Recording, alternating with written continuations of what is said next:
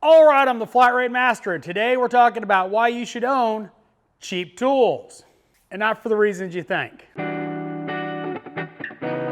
All right, why cheap tools? Like if you're a young technician, you come into this business, you go buy Harbor Freight, Craftsman, don't sell them. Don't give them away. Keep them in your box. Good reasons why. So this right here, I'll pop up a picture of it, is a 10mm Mac socket. It was a Mac. I got it free, so I didn't have complete set. It was just a random socket. I use this quite a bit. It is a cut down 10mm socket. Unlike the snap-ons that have a ridge in there, the bolt depth is only so far. This goes all the way down. Now this is the Mac socket next to a snap-on. Quite a bit, shorter. What I use this for is EGR valves on Jeep Wranglers, where there's a 10mm all the way at the back. It's hard to get to, not a lot of room. Use this one and a very flat 1/4" drive ratchet, and you can get that bolt out easily. Get it broke loose, make some time, because that job only pays an hour, and it's not a fun job. All right, another one. Now that's why I say cheap tools. Now this, I think, is an old Lyle Torx Bit, and it is actually cut down on both the top and the bottom. Why? Jeep oil filter adapters.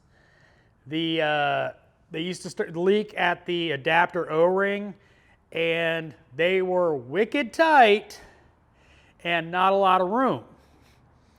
And the factory method is to unbolt it and jack it up so you've got more room. Customize a tool, don't have to deal with it. Just break it loose and then run it out by hand.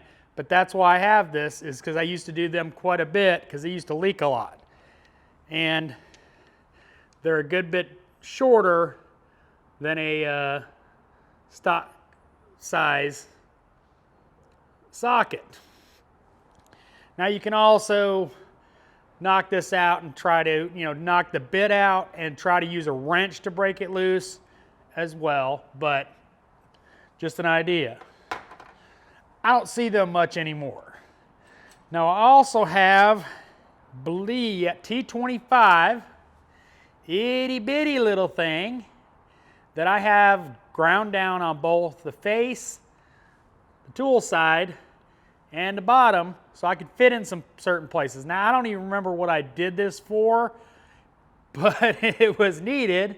Probably a blend door actuator or something like that, and allowed me to get in there without having to take more apart.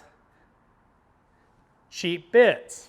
Okay, the next one was just recently, and this is a T15, I think. It doesn't have any markings on it because it's Harbor Freight. I was doing a ABS module on a Ford, and stupid placement for the module, stupid screws, because they're Torx and there's no room to actually get a Torx in there. So took a shorter Harbor Freight bit, ground it down on the end so I had just the right length. So don't throw away or give away those cheap tools. You never know when you're going to need to customize them. Just a little helpful hint from the Flat Rate Master. That's just examples. I can probably dig up a bunch more, but that's just what I found real easily on my cart. So keep those cheap tools. You might be able to make yourself a custom tool. So thanks for watching. I am the Flat Rate Master.